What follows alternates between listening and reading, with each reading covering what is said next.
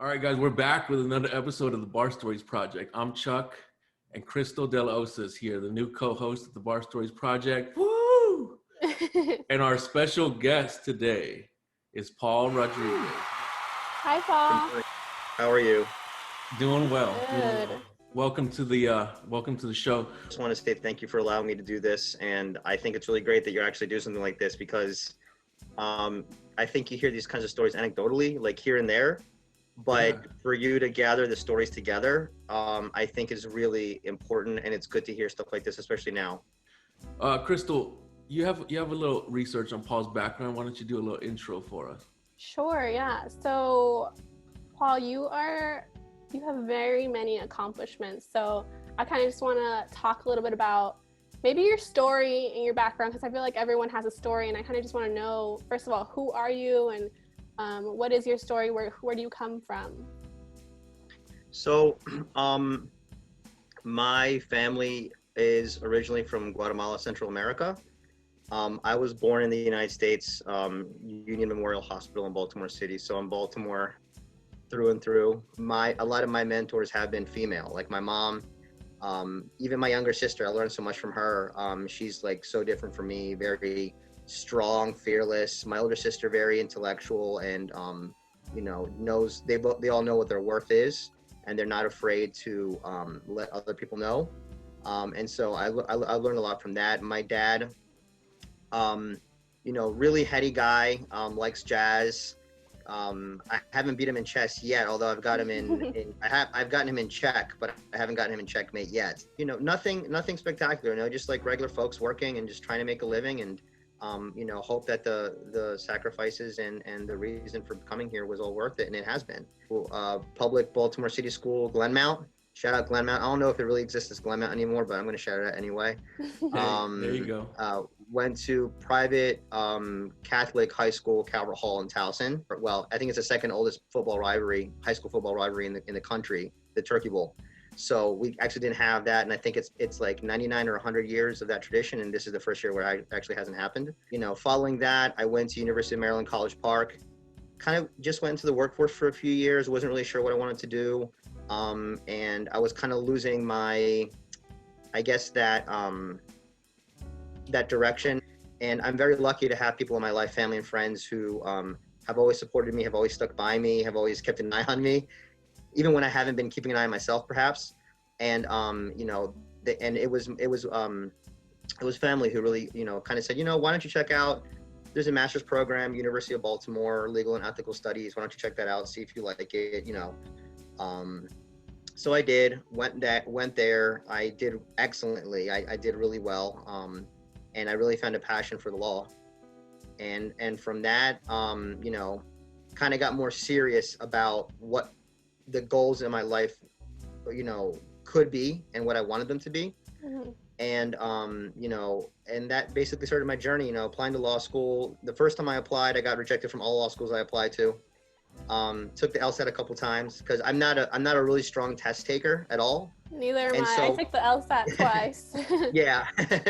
And I mean, it is what it is. Like for some people, it's just a matter of like getting the test done. For others, it's a different kind of, struggle. And it's a struggle about learning, what your limits are, what limits you're willing to impose on yourself to go where you want to go. And so I knew that I wasn't good at test taking, and I accepted that. And that was the first step to being successful, was accepting what my shortcomings were and finding ways to work around them with my strengths. And so being able to do that, I finally got accepted into every law school that I applied to. I even got a partial scholarship to a law school in Southern California. Kind of tempting. I wanted to go, but then I thought, no, I'm going to have too much fun. And so, but I ended up going to University of Baltimore. And I wouldn't trade it for the world. I made great friends there. I made incredible connections, and I really love Baltimore as a city, and because of the people as well. Graduated, working while I was trying to get over the hump of the bar exam, and just never gave up. Got close a couple times, and just kept talking to myself and telling myself, you can do this. It's not a fluke that you almost passed but didn't by a few points a couple times. So it wasn't just beginner's luck. It was just you hadn't found that thing that's pushed you over the threshold yet. Well, first, I think it'll be noteworthy to mention that the reason you came to us is that we found you on LinkedIn after you had posted that you'd passed the bar exam. So first of all, congratulations. For anyone that passes the bar, no one gets that for free. No one gets that handed to them. You have to work for it. Yeah. So, but your story was very interesting. My advisor here at the law school actually referred me to you and said, you want to get this guy on the show. Right. You took the bar 6 times. Right. So as someone that took the bar twice, failed it twice and passed it on the 3rd try, I guess I could imagine, but there's a part of me that's like, I'm not giving up. No. And just for context, Crystal is taking her first bar exam in July. Yeah, I'm a 3L. So we have I'm a baby still. We have a good demographic here. Talk to us about what your first bar exam was like, and then what it was like to get those results. Because that day, all of our guests talk about how defeated they feel the day they find out that they didn't pass. And I feel like we never hear about it either. As law students, you never hear about the people who didn't pass. You always hear about, congratulations, I passed. And then the people who don't pass kind of just fade into the shadows, and no one ever talks about that. So I'm also really interested to kind of get that perspective. Until now, we're here. Let's do what is it? I don't know what it's like. It's not a wipe in production, but it's like the little fade where you go back in time and you go into the let me take you back. The first time I took it was the summer immediately after I graduated. That was the summer of 2017. So we're now in 2021. So this is the time context for you. And I went into it, hearing all the regular stories you hear about the bar exam, like it's the toughest thing you'll ever take as a law student. And it's just like, this is going to make or break you. And just all the stuff. This is before Maryland, through the Court of Appeals, adopted the universal bar exam, because that had been going across the country. A lot of states transitioning from their state-specific bar to a universal bar, which just tests federal law. And so it was Maryland specific. So the first thing that I encountered that was difficult about it was the written portion was specific to Maryland distinctions in the law for the first day. And then the multiple choice portion was all federal. So I had to know 2 types of law. I had to know what the regular stuff was, like for liability, for example, and then I had to know what the Maryland distinction was for like a tort claim. So, for example, I had to kind of be able to hold those 2 thoughts in my head and just know when it was time to use them. On top of that, we had, of course, the MPT, which was, that's a whole different animal completely. I mean, a professor of mine basically said, you're basically being told to practice malpractice for 2 days. So that they can determine whether you're actually viable as an attorney. So I thought that was really telling. I was like, okay, great. So we're going to basically become criminals for 2 days so that we can defend them later or something. I don't know. Anyway, went through the program. I basically drank the Kool-Aid, so to speak. I didn't question it because I felt there was no point in me paying for a program, spending the time going through it, if I was going to go in immediately and be obtrusive towards what they were trying to do for me. I needed to learn what their method was, and hopefully it would just work because, magic or whatever. I ended up going through doing the program and taking the exam, and it was like one of the most stressful, like topsy-turvy things I've ever experienced in my life, because you're being asked, to sit completely still for about 3 hours. You have to be like semi-robotic in your movements, your eye contact, everything that you do is completely, against what you naturally would do in a stressful situation. And then, an hour for lunch break. You have to decide. I mean, everything's so planned out. You have to decide what's gonna upset your stomach. Like, when can you time your bathroom break? What time you have to get up at? What time you have to go to sleep at? So it's just like this crazy, like, prison mindset. So come out of it, we finally finish, and I go out to celebrate with my classmates, and I call my mom, one of the first people that I call, and I just started crying. Because basically I told her, I said, Mom, no matter what happens, I'm doing this for you guys. I'm doing this for you guys. I want you guys to be proud of me. And I want you to know that no matter what happens, I'm never going to let you down. And I want you just to know that. And it was like this really deep,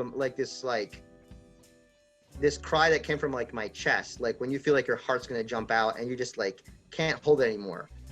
And at that point, I didn't know what the result was going to be. I just knew I had done it, and that was it. We celebrated getting through it. You know, results come out a few months later, and I had missed it. I had missed it by about like 40 some points, I think, at that time. And so I realized, okay, so whatever I did clearly wasn't enough. I either didn't understand the program, I didn't study hard enough, or I didn't practice enough. One of those three things. Took the program again. Thankfully, that program offered, and that's one thing, I guess that's the first lesson I'll say. If you're taking the bar exam, find out what your program's contingency is in case you miss the mark. Do they offer a discount? Do they allow you to take it for free again if you meet certain requirements in the contract that you sign with them? Don't just go into a program because it make you feel good about yourself. Go into the program knowing that they're going to do what they need to do for you. But if you come short, that they have a backup plan, because it's bad business for them to just, for you to just fail once and then just, like you said, leave them hanging and then, bounce around to another program. My program, the first time I failed, let me take it again for free. And I think most of them do. Yeah. But I think some people just want to do a switch. Logically, I guess that makes sense.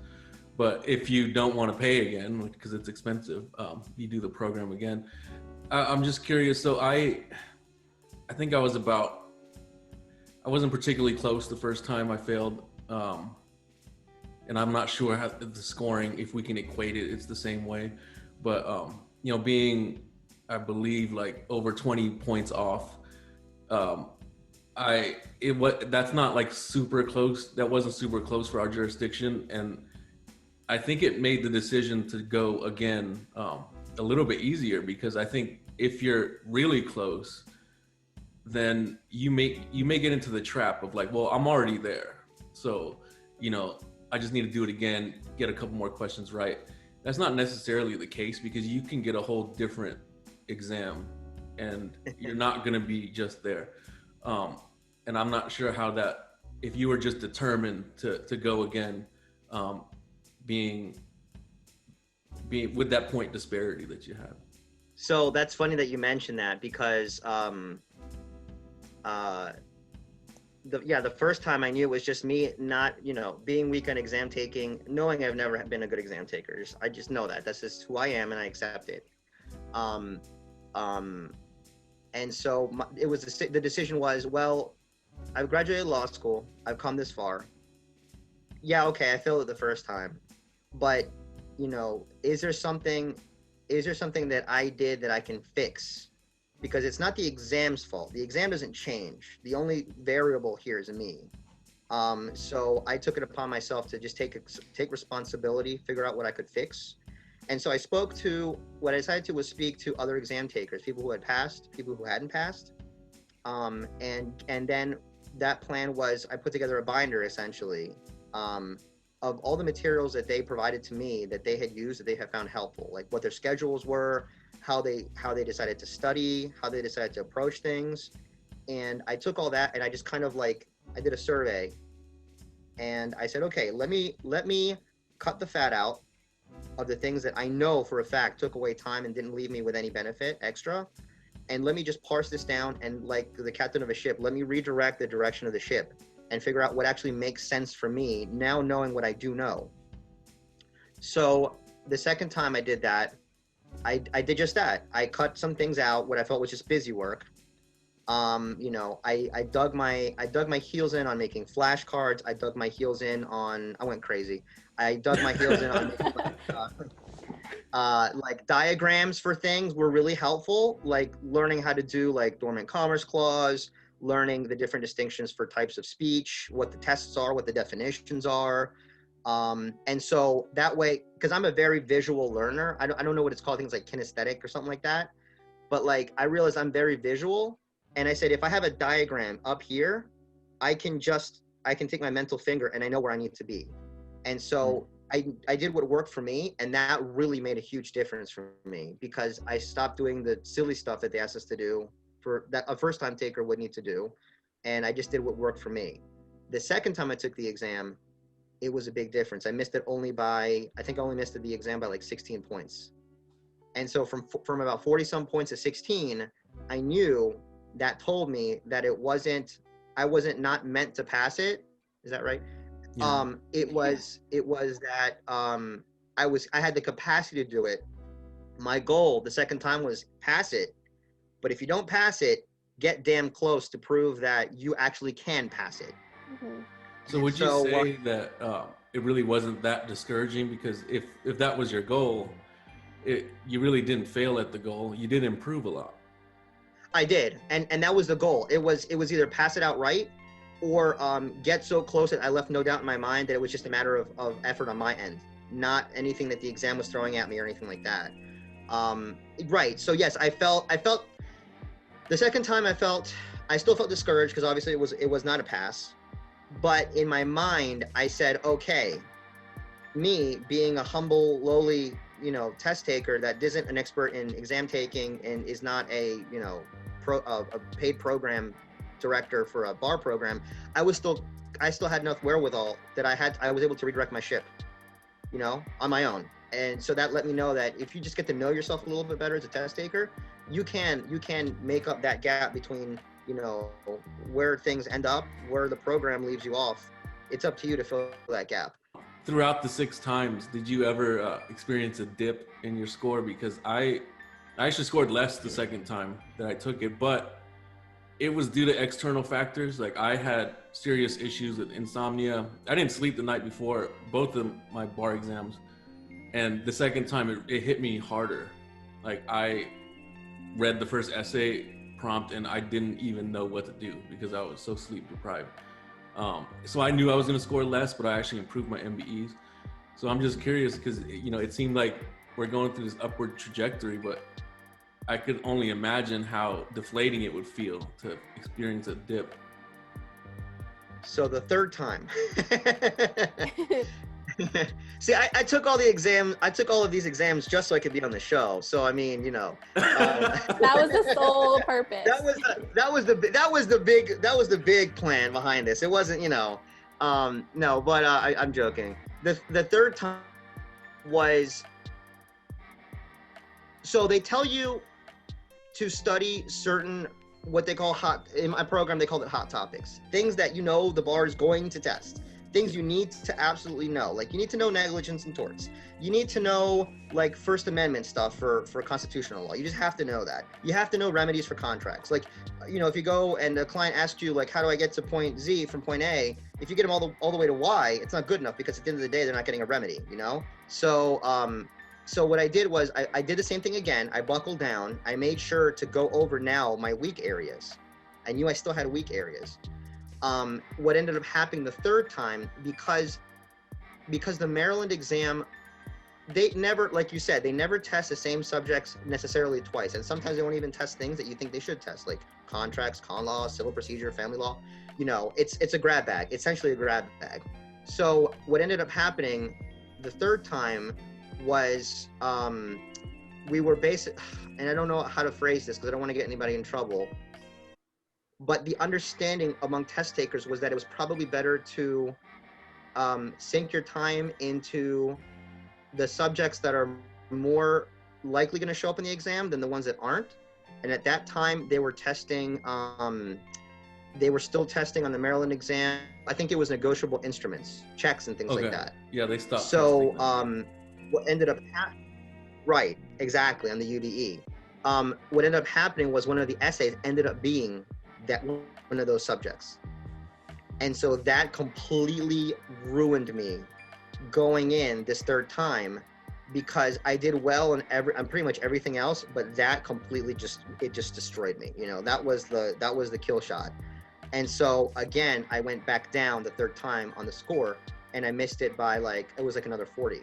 And I was like, God, like we're going backwards. Okay. Yeah. Right. It was like 2 steps forward and 1 step back, or 1 step, however the saying goes. So at that point I realized, okay, so now I've been through one failure, I've been through getting it close once, and I've been through this fluke, which was, and there was a big to-do in Maryland among test takers because of that, because a lot of students were really upset that, there was this general understanding that, don't really focus on some of those more nebulous subjects, but boom, it showed up and people were like, splash of cold water. I mean, everybody was doing the ice bucket challenge without even being willing to do it. And so that was still like the big bad that was kind of hanging out there that you didn't really want to talk about, but you knew it could show up, and it did. And it messed up a lot of people, especially including me. So yeah, that happened to me too. So No, I mean, I thought there were subjects that were supposed to be on it based on like frequency and analysis, and then you get the test and you are like, damn, those predictions were wrong. And now it's like, it's game time and I'm over here and I don't know the plays. For a 3L at this point, like where do you go? You kind of, that first time around, you made a whole binder, cut out things that didn't work for you. So where do you go from here? How do you change your strategy? So basically, I guess that's lesson number 2, don't make predictions. Because the best laid plans of mice and men, as they say, like you can never predict what somebody else has in store for you. The only thing you can control is what you do before, during, and after. They say, I don't know if you guys allow cursing on the show. I don't want to be that person, but 100%. They say stuff happens, but all that matters is your reaction to it. Stuff is always going to happen. The only thing that matters is your reaction to it. That's going to determine whether you're successful or not, And so like, I decided like, okay, third time, this was clearly a fluke. It was my screw up because I listened to the prediction. I bought into the prediction. I shouldn't have. I should have just prepared.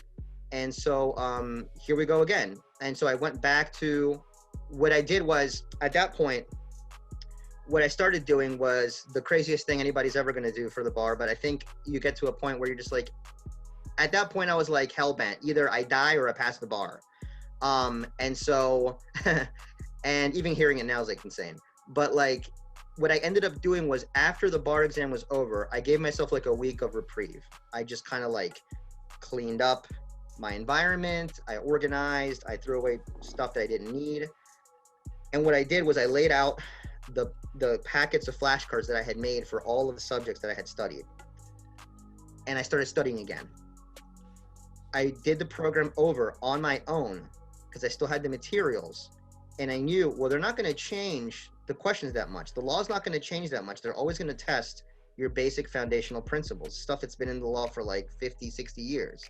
And I just kept making flashcards because I knew that the time that I had in between when the exam ended and when my score came out, that could potentially determine whether or not I pass, because it's going to give me that extra time to look at materials, to really understand them, to make sure I'm grasping the concepts, and to get that busy work out of the way. Because for me, flashcards was like the single best thing to use. I learn in, some people learn in little bites, and that was me. And, it's true, you can't learn all the law for the exam. You can't learn enough, but what's enough? How do you measure what enough is? You can't. Right. So you just have to over prepare and just hope that you've done everything you can so that you just are able to get past that, hump.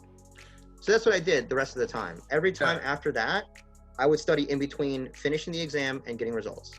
Where there was a point where I thought about giving up. There was a point, and I taken it 3 times. There was a point where I looked into other careers because I'm like, maybe it's not in me. Maybe I'm just never going to pass this thing. All this self-doubt. And it seemed like you were so determined throughout this process. Was there any point where you questioned whether you would ever pass it? I know that's a harsh question, but I'm just curious. Yeah. I started, what I started doing was I started realizing if I don't pass it in as many times as it took my cousin Vinny to do it, then I probably am never going to overcome this exam. What I told myself was, if I don't learn how to fight for myself now, I will never be able to properly advocate for a client I will never be able to have the strength to fight through if a family member has a terminal illness in the future.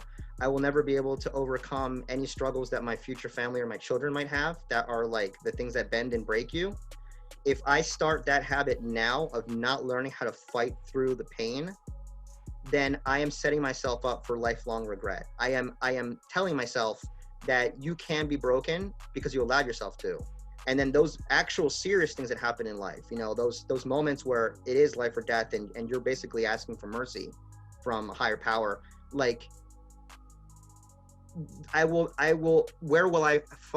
what well will I pull the strength to overcome those things in life if I can't find the strength to overcome this thing? This was my first major test, and I refused to be brought to my knees by it. There was times that I was like, you know what, maybe I should just look for jobs that are JD. I mean, and nothing against that, because everybody has their preferences, and some people go to law school and they don't want to practice, and that's perfectly okay. And I felt I was pretty beat down, and that's when my family kind of came in, my friends. I have a really good friend, you know, she basically told me, you know, Paul, however many times it takes, you don't have to take this thing 10 times. Do it until you pass it. It doesn't matter. It doesn't matter. And I had family that would tell me the same thing. My parents, every time, my dad and my mom, they would tell me, you know, we don't care. Just don't give up. Don't give up. You didn't do it this time. Okay, brush yourself off, figure out what you have to do, study harder, do whatever you have to do harder, but don't quit. Don't give up. And that don't give up mantra, you start to really internalize it in a way that you never thought you never had to before. And it means something different for each person. You have to figure out what it means for you. And when you figure out what it means for you, if your why is strong enough, if your reason is strong enough, you can see most anything through. And so, like, I had to pick myself back up and say, okay, I can't do anything about this. The exam's behind me, another one's in front of me. What am I going to do in the time in between? And so I killed my desire to quit by sitting down and cranking out more flashcards. That's awesome, And man. that's how I got through it. I just tried to make it as simple for myself as possible. It was either I sit down and do the damn flashcards or I don't. Right. And that's it. There's nothing else. That's it. That's all there is to it, you know? And so through all the feels, it starts to get worked out through going through the things and reigniting your passion for the law. Because every time it was almost like Stockholm syndrome. Like after a while, you kind of just like, wow, this fourth time that I'm studying this is really interesting still to me. What is wrong with me? Like, why do I love much? But it's that love for it, that constant thirst for that constant curiosity that allowed me to continue coming back and being like, okay, I feel really good about finally understanding this concept that I didn't understand before. And it's those small wins. You have to look for the small wins to build momentum for the big one. That's such a great point, because I remember studying for my third bar exam, and there was a concept. I feel like an idiot, but I think I finally get it. And I'm like, okay, I should feel bad about this, but it feels great knowing that I can connect the dots now. And I'm like, how the hell did I not know this as a 1L? Right. And that's the thing, though. That's the thing. You have to give yourself the chance. You have to give yourself the chance to get kind of smacked around a little bit and get through that gauntlet to get to the other side of understanding. That's all it is. It's just self-enlightenment. Like, if you're willing to go through all the crap, but your desire for that enlightenment is strong enough, in a way, you're already kind of pre-enlightened, because you've made the decision that the enlightenment is more important than the stuff that precedes it. And so that's part of the path. That's part of the journey. It's so weird. You have to have that willingness to suffer. You have to have that willingness to suffer. If you don't have the willingness to suffer, then it's going to beat you down. That's what the test is designed for. For people like me, that's what it's designed for. You know, for some folks that are really good, man, it's just like another test. Boom, I'm done. For people like me, at what point do you quit? Do you have a quitting point? You know? Now I will balance that out by saying that everybody had the resources or the support system that I may have had. So I don't want everybody to think that, oh, he did it, I want everybody to think that if he did it, I can do it too. But everybody's situation is different. I had a really good support system. I had an incredible boss that allowed me time to take the exam each time. I didn't have to work. So, I was blessed with these things that not everybody has the opportunity to have. And I was still not overcoming the exam. So, everybody's struggle is different. Everybody has a different cross to bear. And that was mine. Then I got close a couple more times. I never had that dip again. And finally, ironically, in the year 2021 or 2020 rather, remote exam, I basically blacked out during the exam. Like, I don't remember what the questions were about. I don't remember what the MPT was about.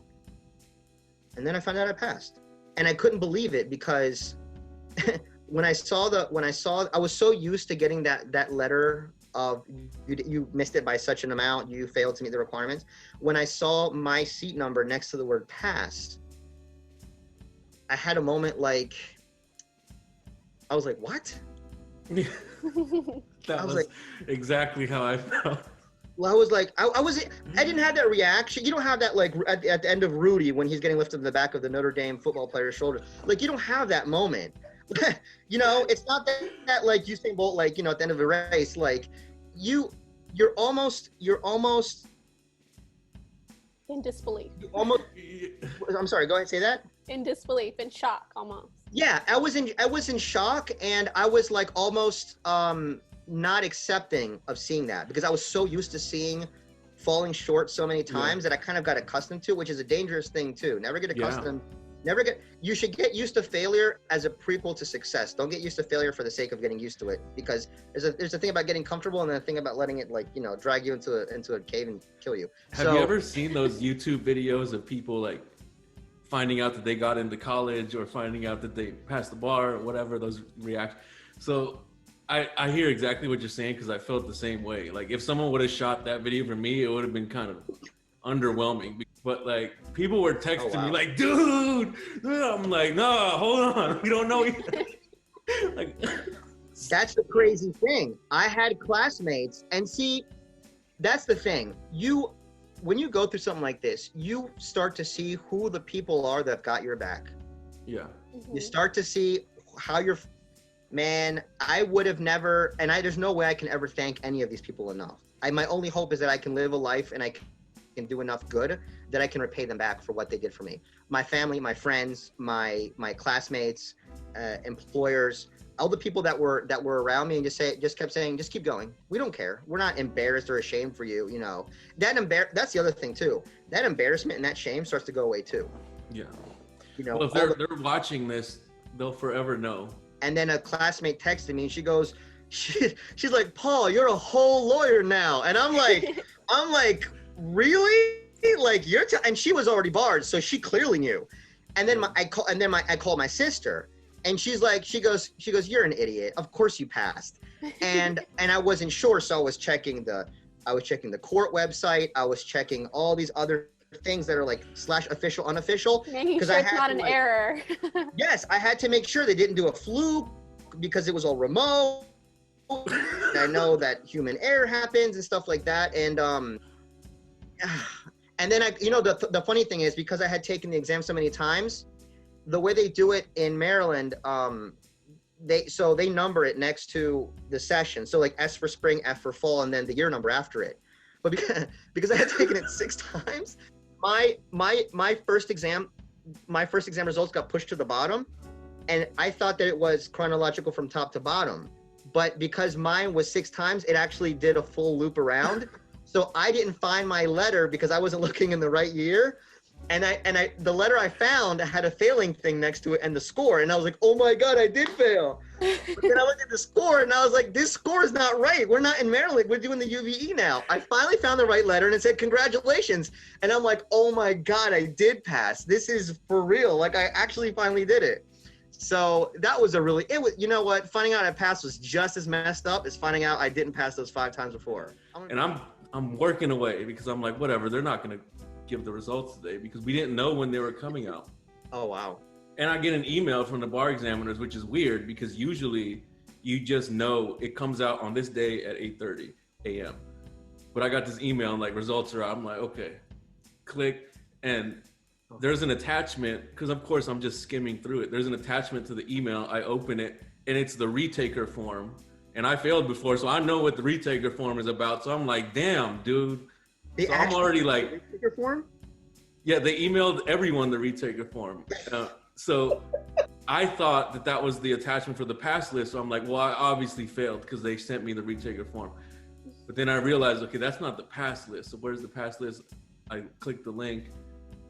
And then it goes 44% is the overall pass rate. I'm like, okay, there's no hope. Just keep working on the paper.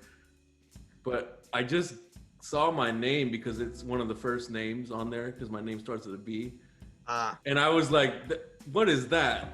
No, is this the fail list? Like, no. No. I just sat there in front of my computer like, no. How horrible would that be to make a fail list? I mean, but that's the thing, my mind was playing tricks on me. Like, instead of being like, oh my God, I was like, no. No, we don't. That's a feeling. Like, I'm not 125% sure. Like and I did the same thing. I saw my name on the list where they had published it in the Daily Record, which is the publication here for business and law stuff. And it was like informal. But then I thought, then they say, and they have a caveat. They say we ensure that the people's names, the information is correct. Our State Board of Law examiners here. So I trusted that they were gonna, like, obviously, that would be horrible, for them to do that. Because I did hear that in one state there was Kentucky. I think like 15 or 16 people. Yeah, Kentucky. I can't even, you know what? Did you hear about that? My heart goes out to them. Mm-mm. In Kentucky, they sent out the pass list, and then they told people that were on the pass list, sorry, we made a mistake. My heart would drop. Yeah, there's a huge Reddit it was like about it. Yeah, and it was like, I read that and I was like, I couldn't. That, you want to talk about like overcoming something? I'd love to hear if you can get somebody. I mean, I'm sure you can because this show's amazing. Yeah. But like, so yeah. And then after that, I called my friends and my family, and it was just, my dad cried when I called him. And he's not a crying guy. He's like old school Latin, man. Yeah. And so like, I've never really, and he was like, he cried. And actually that was the only time I cried, when I called to tell people that I had passed, because it was hard for me to muster the emotion because I had tamped it down. I didn't want to be tricked into a false emotion or a false reaction. And that's when I finally was able to let it out. And it was just like, and I said to myself, and I keep saying this, I'm so glad I didn't give up. Yeah. I'm so glad that past Paul didn't give up, because because he allowed future Paul to exist. Yeah, one of the best feelings like that day that I found out was that so many people, so many of my colleagues, my classmates, my former classmates reached out, and I didn't even tell them that I had taken the October exam. I didn't even I thought that they had no idea, but they had right away. And these are people I hadn't talked to in like a year or more. And I'm like, wow, you were behind me the whole time. Because the reason I didn't know that is because I understand that it's probably uncomfortable sometimes to talk to somebody that failed, because you don't want to give them the cliche, like, dude, it's going to be okay or whatever. And you don't know how they're going to react. So, but I'm like, this whole time where I thought I was just alone in this defeat, these people were behind me the whole time. And I saved a lot of the messages. I put them in a file. Just if I ever feel like that ever again, I can just look at that and be like, look at all these people that were here for me the whole time. So Crystal, our representative of class of 2021, every time we have like a panel or a meeting, all these questions. So if you can muster some, what your class, they're going to take the bar for the first time. You're going to have to like take that load on your shoulders and think about what people would want to know from Paul. I think that the main concern right now is like we are getting to that place where we need to start thinking about it. We can no longer be in denial that it's approaching. Yeah. So, what are the 3 biggest tips that you can give us that are about to start studying or about to start thinking about it? What are the 3 biggest tips that you have for us as we start to plan and think about studying? I'm going to start with the biggest one. Learn how to say no to people that you may not be accustomed to saying no to. That's a great point. Mm-hmm. It's like, it's funny because when you're, it's like Murphy's Law. Like when you're in a time when literally every minute counts, like, and it's not just like every minute counts for doing something. It's every minute counts because you have to have a mental space. Right. You have to maintain a stretch of concentration that cannot be broken, because that's what you have to get in the mindset for the exam. And if you have to do, it's so hard. It's the hardest thing. But you have to tell people ahead of time, listen, I love you so much. You're amazing. And I know you support me. But whatever it is you need from me for the next whatever time, the answer is just no. Just know that. Just know. It's not because I hate you. It's not because I don't want to be there for you. I wish I could. I just need this time to do the thing that I need to do now, so that when I am an attorney, I can pay it back to you later. I can be a better friend for you later if I allow myself this moment right now. This is what I've worked towards. This is the thing that, this is me getting to the peak of my Mount Everest. And I can't stop to help you to do something else. You're just going to have to find somebody else to lean on for a little while. Just a little while. And you just have to stay firm in that. You can't, because once you start going down that slippery slope of like, okay, I'll just make an exception this time, and then one time turns into 5 times, it's just no. You get stressed out, and it's funny because you actually get more tired during the bar period than you would any other time. You're like, oh my God, I only did like 4 things and I'm exhausted. Mm-hmm. It's because you're being mentally drained. It's fatigue. It's not tiredness, it's fatigue, which is different. The second thing I would say is figure out where you're going to study and organize that space. Get it in absolutely as much perfect condition as you can. If you need extra lighting, if you need a plant, if you need a heater, get your bookshelf in order, throw out crap, donate crap, recycle crap. Get your environment, make it conducive to success. Your environment has to reflect what you want it to reflect so that you can be at your optimum performance level. Even if the world around you is literally falling apart, if your immediate environment is within your control, then you're good. Okay? Because you don't need that much space to take the exam, first of all. But your space, we're really good. Type of personalities, I think, mostly are what in law school. We're really good at finding things that need getting doing, and they're not necessarily high on the priority list. And so, like, don't find that extra list of like time wasting. It's like, oh, that piece of laundry, that little bit of dust over there, that whatever, that stupid little thing that's going to take up time. Yeah. Get it out of the way. The third thing is make sure that you know what your study style is. If studying in a group works for you, and it worked for you, and you have the grades to reflect it from law school, cool. Bar exam's different. Bar world, bar law is Alice in Wonderland law. It's not real law. You just need to focus on learning the rules. You need to focus on knowing how to write the exam in the optimal amount of time, giving the best answer you can. And you need to be able to practice without worrying about whether your classmate is going to show up 20 minutes late, whether they're going to be eating chips and butter. You have to just know your proclivities towards studying. Yeah. I would say study on your own and then ask for help when you need it. But practice is the main thing. You have to get to a point where you know enough, but don't get frozen by thinking you don't know enough before you can practice. You have to literally be willing to go into the deep end every single time and nearly drown before you learn how to swim. That fear is going to get you every time. It's going to get you every time. Yeah. Just go in, do the essay. If you don't know, F all from the essay, just do it. Just see just get familiar with what the essay is from top to bottom.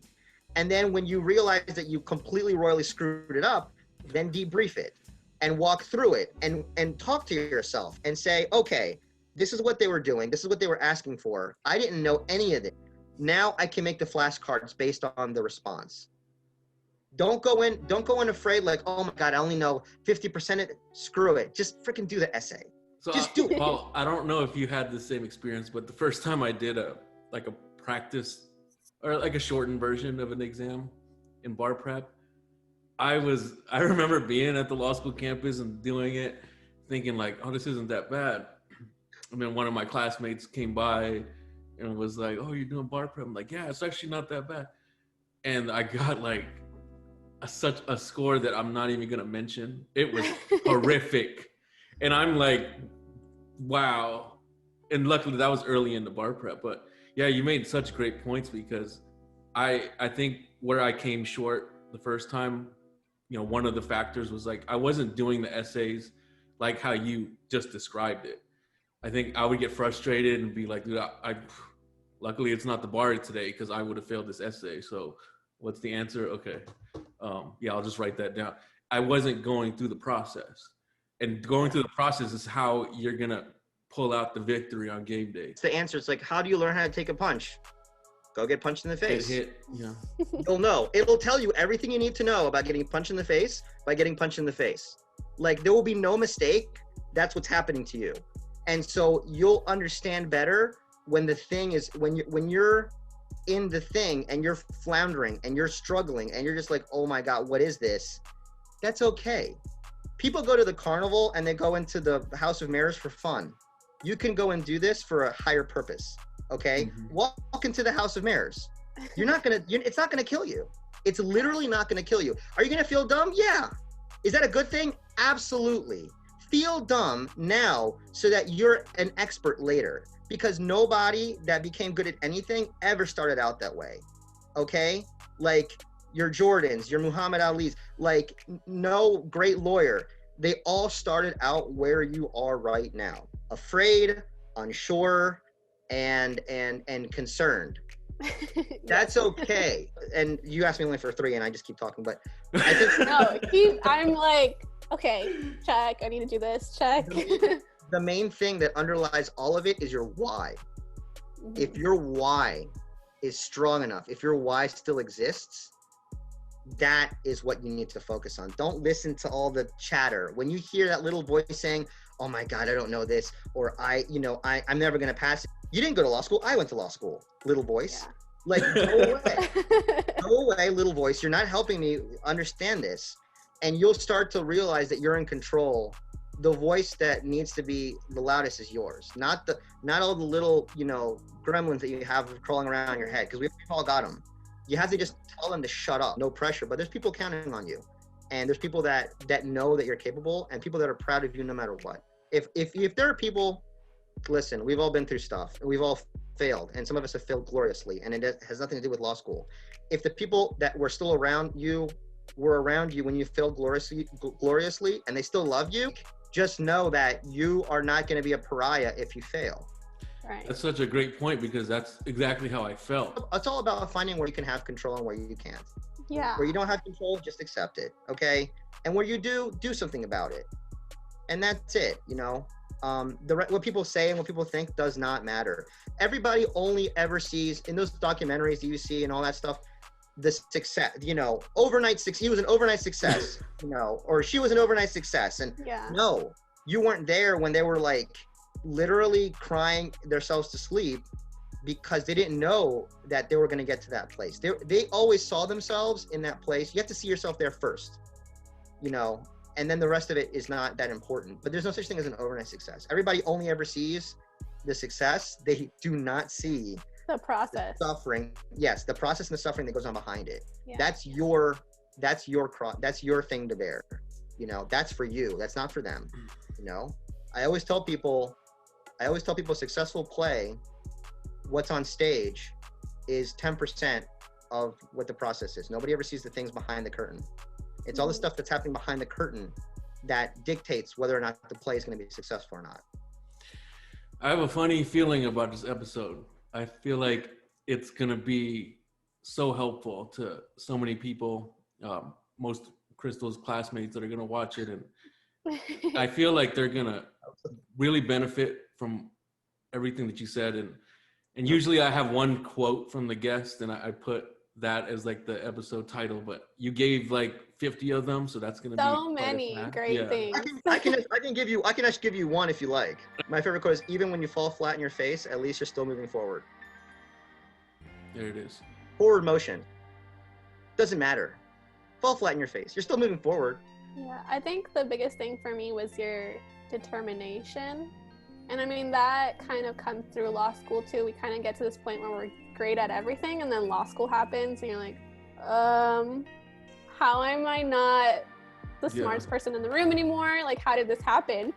And that's what it's kind of reminding me of, like 1L year, when you're kind of getting acclimated to everything and you're trying to remind yourself, I'm here for a reason. I have a purpose. Just push through. And I think that it's kind of bringing me back to my 1L first semester, and kind of just telling that little voice to be quiet. I'm here for a reason. And that's kind of like what is bringing me back to this moment. Yeah. That's a great. That's all it is. It's just reminding. It's just a reminder. It's a reminder that you can always be better than what you are. You're good right now. But can you be better? Sure. Is it going to take something extra? Yes. Paul, I can't thank you enough on behalf of all the students in our community and everybody watching for coming on the show, sharing your story. Congratulations on such an amazing feat. I mean, congratulations and thank you. Thank you.